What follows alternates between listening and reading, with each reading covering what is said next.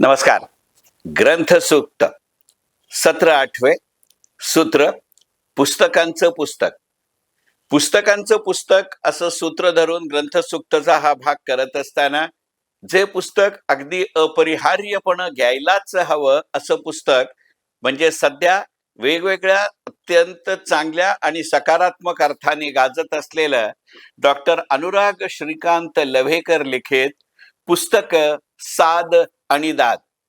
Doctor Anurag Lavhekar लिखित 29 डिसेंबर 2025 रोजी भाग्यश्री प्रकाशन कोल्हापूर यांनी प्रकाशित केलेलं पुस्तक साद आणि दाद. या पुस्तकामध्ये 37 वेगवेगळ्या पुस्तकांचा परिचय करून देण्यात आलेला आहे. त्याचा परिचय म्हणावं, परीक्षण म्हणावं, समीक्षा म्हणावं की या सगळ्याच्या सीमारेषेवर घोटाळणारं एका संवेदनशील मनानं या पुस्तकांवर दिलेली प्रतिक्रिया, प्रतिसाद, प्रतिबिंब किंवा पडसाद म्हणावं असा प्रश्न आपल्यासारख्या चोखंदळ वाचकांच्या मनामध्ये एका सकारात्मकतेनं निर्माण करणारं पुस्तक म्हणजे डॉक्टर अनुराग लव्हेकर लिखित पुस्तक साद आणि दाद. या पुस्तकाला अलीकडच्या काळामध्ये प्रतिष्ठेचे अनेक पुरस्कार प्राप्त झाले आहेत आणि हे अत्यंत साहजिक आहे.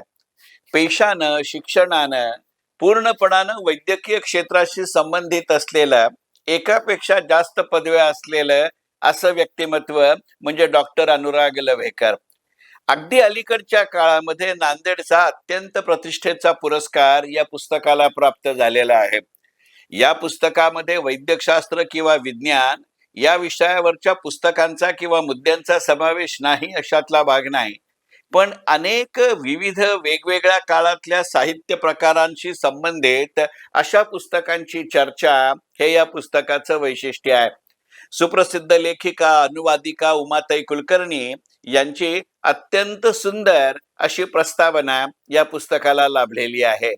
एखाद्या छोट्या कथासंग्रहापासून कविता संग्रहापर्यंत, प्रवास वर्णनापासून तत्वज्ञानापर्यंत अशा वेगवेगळ्या पुस्तकांचा परिचय या पुस्तकाच्या माध्यमातून करून देण्यात आलेला आहे. म्हणजे मुळातच हे पुस्तक मुळातनं वाचावं अशी ओढ जरी माझा हा व्हिडिओ तुमच्या मनामध्ये निर्माण करू शकला तरी मी काही प्रमाणामध्ये यशस्वी झालो असं म्हटलं जाईल. कारण मला खात्री आहे की एकदा पुस्तक साद आणि दाद हे पुस्तक तुम्ही वाचलं की या पुस्तकामध्ये ज्या पुस्तकांचा परिचय करून दिलेला आहे अशा वेगवेगळ्या पुस्तकांच्या मूळ पुस्तकाकडे आपोआप तुमचं मन आणि हात हे ओढले जातील याविषयी माझ्या मनामध्ये शंका नाही. आणि हे श्रेय निर्विवादपणानं डॉक्टर अनुराग लव्हेकर हे या पुस्तकाच्या लेखकाला जातं. या पुस्तकाची अत्यंत देखणी अशी निर्मिती भाग्यश्री प्रकाशन कोल्हापूर यांनी केलेली आहे. व्हॉल्टेअरचं एक सुप्रसिद्ध वाक्य आहे की आपण जसजसं वाचत जातो आणि आपल्याला नेमकं काय कळलंय हे जसजसं कळत जातं तसतसं बाकी काही नाही तरी आपल्या ज्ञानाच्या मर्यादा या आपल्याला स्पष्ट होत जातात. या ज्ञानाच्या मर्यादा आताच्या वैज्ञानिक प्रगतीमुळे आणि त्याहीपेक्षा जास्त म्हणजे मनोवैज्ञानिक प्रगतीमुळे जास्तच दृगोच्चर व्हायला लागलेत. मग या आपल्या कमतरतांकडे, या आपल्या उणिवांकडे काही वेळेला साहित्य प्रकारही कवितेच्या माध्यमातून बघतात, काही वेळेला बेदुणे 5 सारख्या या पुस्तकामध्ये समावेश केलेल्या सारिकाताई कुलकर्णी यांच्या पुस्तकांसारखा विनोदी पद्धतीनं बघतात. काही वेळेला ते चुटकुल्यांच्या स्वरूपामध्ये येतं, काही वेळेला ते अतिलघु कथांच्या स्वरूपातनं येतं, काही वेळेला ते प्रवास वर्णनांच्या स्वरूपातनं येतं. आणि या सगळ्या दृष्टिकोनांचा विचार करणारं अशा साद प्रतिसादाचं, बिंब प्रतिबिंबाचं वर्णन करणारं पुस्तक म्हणजे डॉक्टर अनुराग लव्हेकर लिखित पुस्तक साद आणि दाद. या पुस्तकाचा विचार करत असताना लक्षात घेण्याजोगी गोष्ट अशी आहे की मुळातच या पुस्तकामध्ये 37 वेगवेगळ्या पुस्तकांचा समावेश करण्यात आलाय. या पुस्तकाचं मला जाणवलेलं दुसरं वैशिष्ट्य असं की साधारणपणे अलीकडच्या काळामध्ये एखाद्या नियतकालिकासाठी नियमितपणानं सदर लिहावं आणि त्या सदरातला शेवटचा लेख आणि त्या लेखांचं संकलन असणारं पुस्तक एकाच दिवशी प्रकाशित व्हावं असा अलीकडचा एक अलिखित पण अपरिहार्य असा संकेत आहे. या संकेताला सणसणीत अपवाद असं पुस्तक. त्यामुळे डॉक्टर अनुराग लव्हेकर यांच्या पुस्तक साद आणि दाद या पुस्तकामध्ये कोणत्याही लेखाला विशिष्ट शब्द मर्यादेमध्ये अडकवलेलं नाही.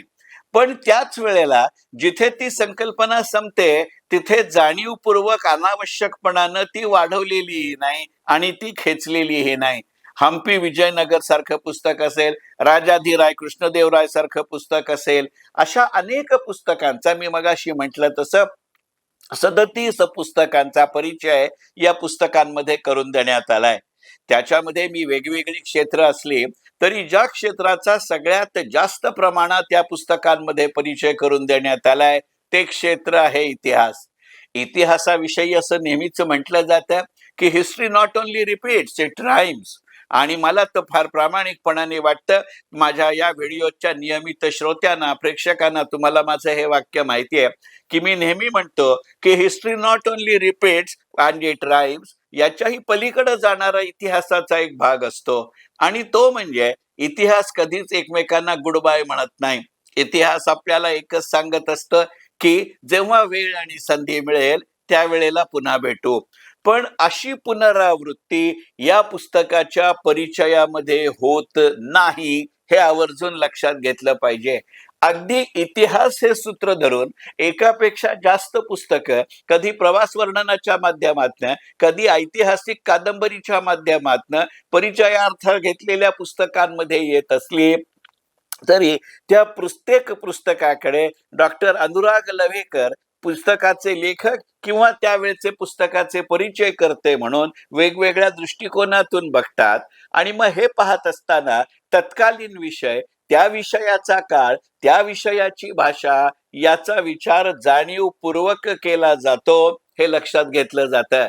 आणि त्यामुळे हे पुस्तक सलगपणाने वाचत असताना तो काळ आणि त्या काळाचं ते प्रतिबिंब असलेलं त्या लेखकानं लिहिलेलं पुस्तक जास्त ठळकपणानं आपल्या समोर उभं राहतं.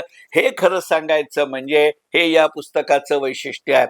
कारण ग्रंथसूक्तच्या या मालिकेमध्ये, या सत्रामध्ये जेव्हा आपण पुस्तकांचं पुस्तक असं सत्र किंवा सूत्र धरून हे सत्र करतोय, त्यावेळेला जाणवणारी गोष्ट अशी की हे व्हिडिओ करत असताना ही सगळी पुस्तकं पुन्हा एकदा मी सलगपणानं वाचली. त्या सगळ्या पुस्तकांच्या तुलनेमध्ये डॉक्टर अनुराग लव्हेकर यांचं हे पुस्तक वाचत असताना जाणीवपूर्वक मला असं जाणवलं की एखादा तज्ञ निष्णात डॉक्टर जसं प्रत्येक पेशंटकडे वेगळ्या दृष्टिकोनातनं पाहतो. अगदी एकच रोग झालेला एकाच दिवशी एकापेक्षा जास्त पेशंट असले तरी प्रत्येक पेशंटची प्रकृती वेगळी असते, त्याच्या रोगाचं प्रमाण आणि निदान वेगळं असतं, तीव्रता वेगळी असते. आणि सगळ्यात महत्वाचं म्हणजे एखाद्या रोगावरती एखादं औषध चाललं हे जरी कितीही सर्वमान्य असलं तरी सुद्धा एखाद्या रोग्याला त्याची ॲलर्जी असू शकते, हे विचारात घ्यावं लागतं. तशा पद्धतीनं प्रत्येक पुस्तकाकडे एक चोखंदळ वाचक या समान धाग्यांनी पाहिलं, एक विचक्षक लेखक म्हणून ते शब्दबद्ध केलं, तरी वेगवेगळ्या नजरेनं आणि सगळ्यात महत्वाचं म्हणजे निष्पक्षपातीपणानं डॉक्टर अनुराग लव्हेकर या पुस्तकांमध्ये पर्यायानं या पुस्तकातल्या लेखांमध्ये पाहण्यात यशस्वी होतात. आणि त्यामुळे पुस्तकांची पुस्तकं हे सूत्र धरून करत असलेल्या पुस्तकं साद आणि दाद या पुस्तकामधले साद आणि दाद हे दोन्ही शब्द मला महत्वाचे वाटतात. अगदी साधं उदाहरण सांगतो की या पुस्तकामध्ये हम्पीचा विचार केला जातो, विजयनगरचा विचार केला जातो. डॉक्टर संदीप श्रोत्री या दुसऱ्या डॉक्टर्स, पर्यटक आणि साहित्यिक माणसाच्या इंकाची देवदारी या पुस्तकाचा विचार केला जातो. या तिघांची जातकुळी म्हटलं तर प्रवास वर्णनाची, मांडली तर इतिहास कथनाची आहे. पण या प्रत्येक पुस्तकामध्ये त्या लेखकानं त्या विषयाला, त्या काळाला, त्या भूगोलाला दिलेली वागणूक आणि ट्रीटमेंट ही वेगळी आहे. आणि त्याचं परीक्षण करत असताना त्या लेखकाच्या क्रियाशक्तीला, त्या लेखकाच्या निर्माण शक्तीला अनुराग लव्हेकर साधही देतात आणि एका वेगळ्या पद्धतीनं समान अर्थाने दादही देतात. त्यामुळे जसं प्रत्येक गायकाची समेवर येण्याची पद्धती वेगळी असते किंवा शास्त्रीय संगीतामध्ये रागाची रागदारी मांडताना रागाचं व्याकरण सांभाळलं तरी अगदी एकाच बैठकीत एकच राग एकाच वेळेला सादर करत असताना त्या रचनेच्या आणि बंदिशीच्या वेगवेगळ्या ठिकाणी तोच गायक त्याच मैफिलीत वेगवेगळ्या पद्धतीनं समेवर येतो. तसं त्या विषयाची वेगळी सम दाखवणारं आणि कुठंही विषम न वाटणारं पुस्तक म्हणजे डॉक्टर अनुराग लवेकर यांचं पुस्तक साद आणि दाद. मनपूर्वक धन्यवाद. ग्रंथ सूक्त.